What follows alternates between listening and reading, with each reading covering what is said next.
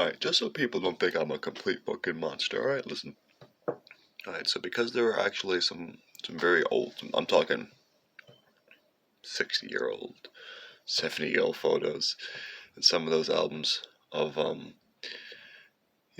my grandparents on my mother's side, their home over 56 Foley Circle, I believe, in East Hartford. And, there's some photos of my Pepe and some of my aunts and uncles in there and some. So you know what I decided to do? The right thing, the healthy thing, and go through one of them. Didn't take every photo of my mother. Rip it. Throw that away. Okay. And then one of the bigger ones was pretty much just my mother and her fucking party friends, so that I could just fucking, toss that shit right out. But, I've compiled some really good ones, and I'm going to give it to my grandmother, Philomena. I'm going to visit her. Safely. And, she's more with it than I think, despite her being in her 80s and having, Alzheimer's. But just the smell of that album and those photos, those of her, she'll light up. She will light up. And I can go and visit my grandmother and now, be a little Tom Petty. Explaining why Bill's dead. And where her daughter's at. Where her daughter Anne's at. But she's with it enough. But I'm not going to be cruel. I'm not going to be cruel. That's what my mother would do. What am I going to do? Be cruel? My fucking grandmama? My meme? Nah. I'll have a good time. My father used to charm the shit out of her. He used to have her die and laugh, and they were the same. Just shit talking, they understood. Oh, and my meme could never really maybe get it. They're sycophantic ass kids, and my mother's lies, so, they had a good relationship. And I don't know how much my meme really remembers of that, but I got some photos of them together that she might like to see. So I'm gonna do that.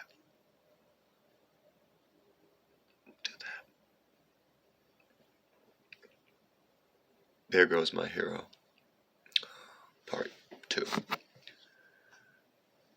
Dead Flowers.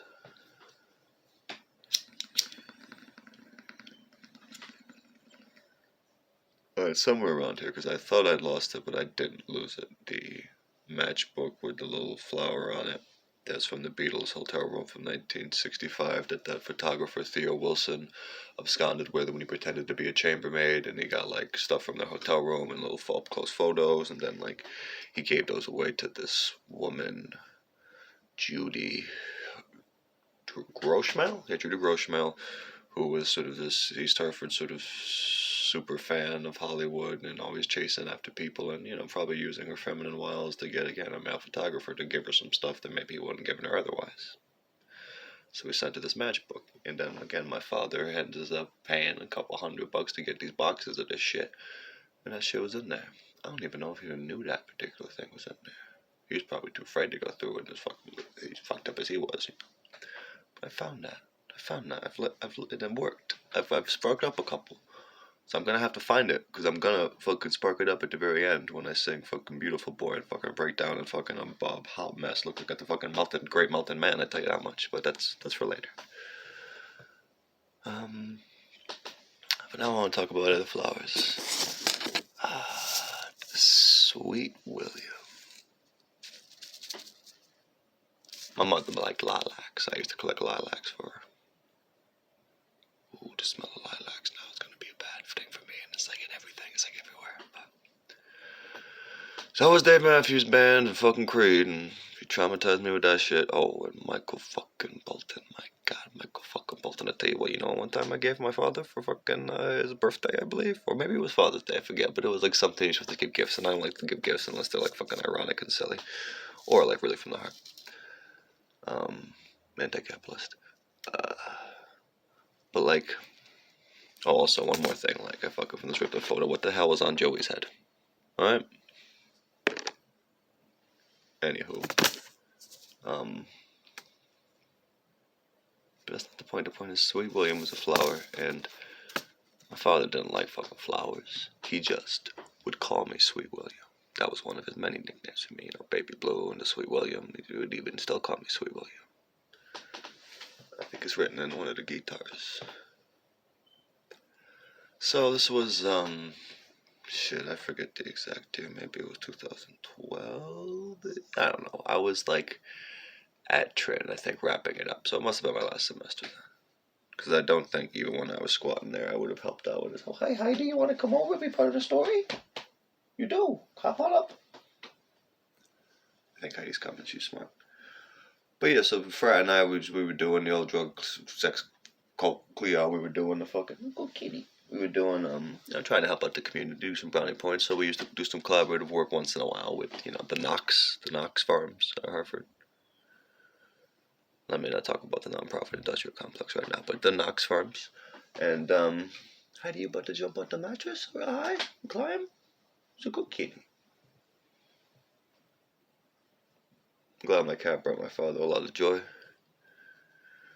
But now I am realizing fully that because fucking she wasn't planning on necessarily staying here since her mailing address got changed because of that letter, that she indeed was coming here to steal my cat. Which, about 01 seconds from John Wick in.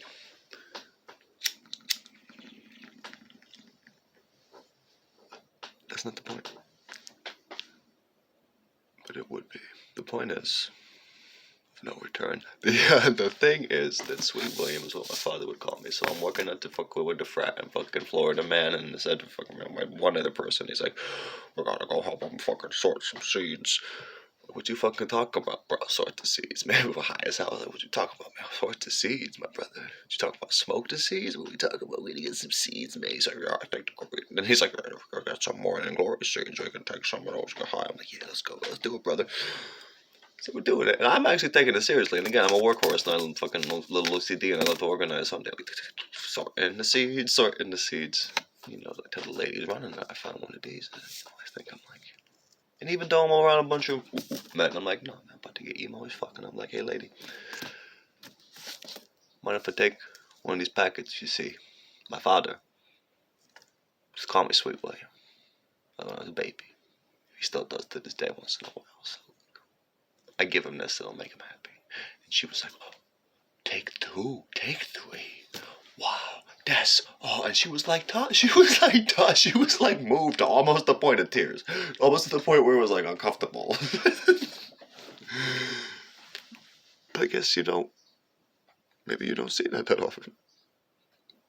Shit, I was at that point again. Even for my senior year, I was a little older. I was 22, 23.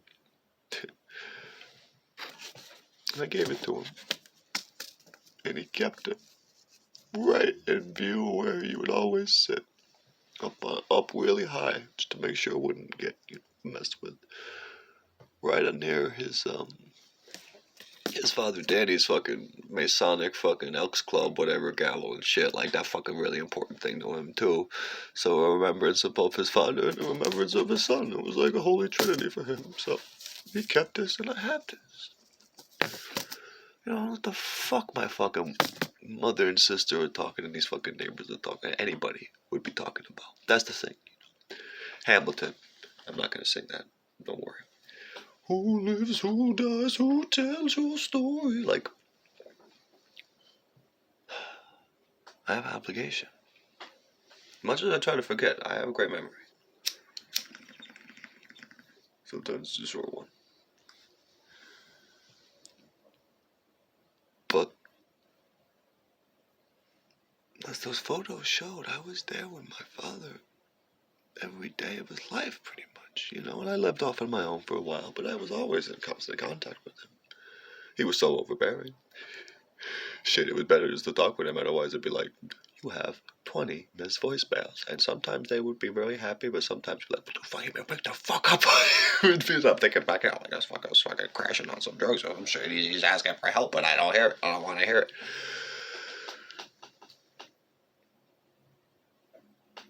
When we would be on the phone, I remember even when I was getting corona, I had, use the fucking, not a Zoom, but video conference call, video. And he's like, I wouldn't do this for anybody else. You could tell he was insecure about the way he looked, but with me, he was so happy just to see me. So I would make sure to come over there and visit and see him, even if things would get heated and conversation would take a turn. I'd have to leave. I'd always make sure to go there and see him. I love the guy. I love him. See this suit? See the suit that I wear? I'm gonna remind people that it's at least, what is this from? July 1979. Here's my father wearing it. You say things good sounds exactly. That's him wearing it. He was, 20 or something at that point? I don't know. Who knows how long he had that? This could be from his high school years. This is 50 years old. Give or take. It still holds up pretty well. It's falling apart the seams a little bit, but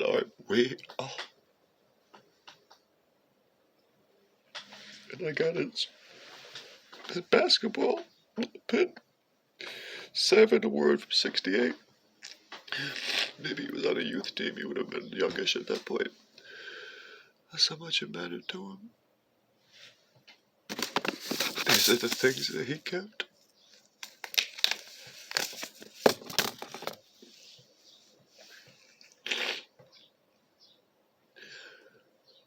And except for me, most people know nothing about who he is, what he went through, the struggle he went through. Because the struggle he went through implicates a lot of people and some bullshit they don't want to admit. That's the fucked up thing about it.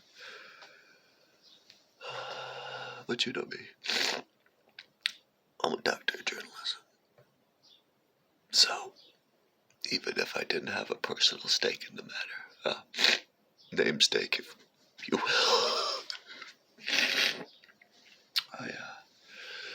And this is,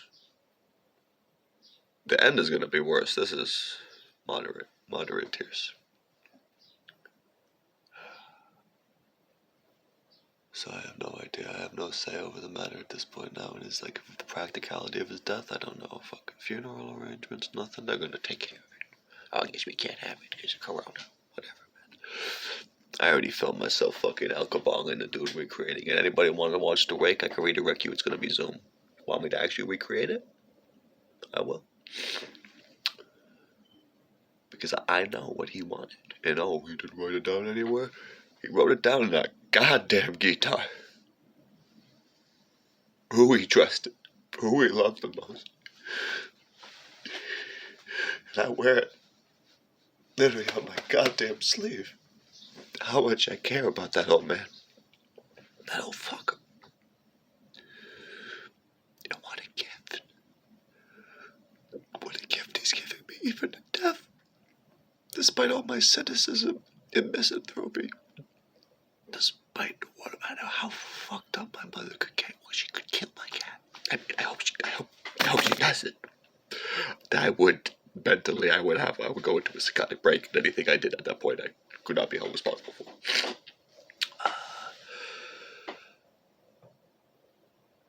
But none of that matters. None of that bullshit matters. None of those fucking is the flower of my father's love.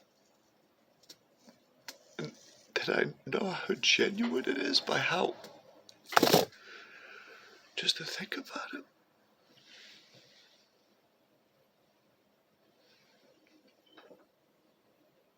To know I might never see his face. Never see his face again. To know that. Even if you think about the gobbledygook of, the afterlife, like that's gonna be just fucking, some shit beyond this physical form. Shit, maybe I'll see it in the fucking casket. Probably not. That is not enough time. I'll never see his face again. I would have liked to, even in the morgue. But my mother and my sister and those bullshit fucking dope fiends deprived me of that. So, thankfully the Irish don't hold grudges, so.